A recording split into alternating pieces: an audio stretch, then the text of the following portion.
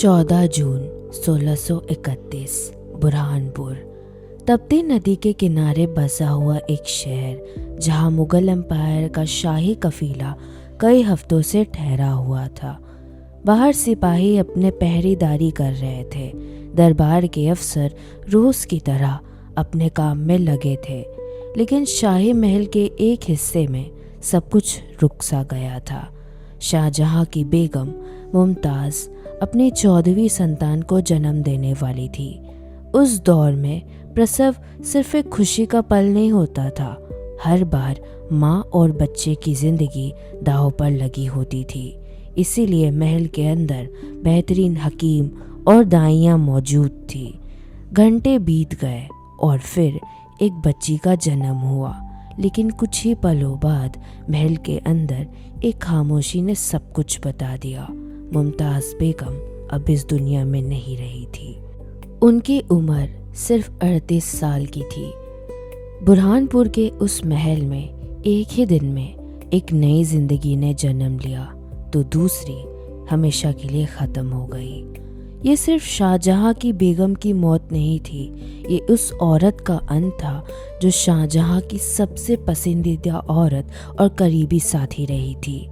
बाद के ऐतिहासिक वर्णन के मुताबिक इस घटना ने शाहजहां को अंदर से हिला दिया था। कई हफ्तों तक वो किसी से नहीं मिलते थे। दरबार की रौनक धीरे धीरे फीके पड़ने लगी, लेकिन सिर्फ बादशाह शाहजहां तक सीमित नहीं था।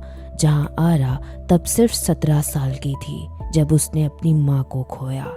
उसने अपनी ज़िंदगी का सबसे बड़ा दर्द देखा, लेकिन उसके पास उस दर्द में डूबने का वक्त नहीं था, क्योंकि उसके छोटे भाई बहन भी थे जो अपनी माँ के बिना अचानक अकेला महसूस कर रहे थे।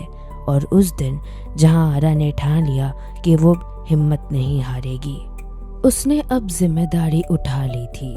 एक बेटी की जिम्मेदारी और एक बड़ी बहन की जिम्मेदारी, और धीरे धीरे एक ऐसे सहारे की जिम्मेदारी जिसकी शाहजहां को सबसे ज़्यादा ज़रूरत थी। इतिहास बताता है कि मुमताज़ की मौत के बाद जहां आरा अपने पिता की सबसे भरोसेमंद बेटी बन गई थी, उसने शाही परिवार को संभालने में अहम भूमिका निभानी शुरू कर दी थी।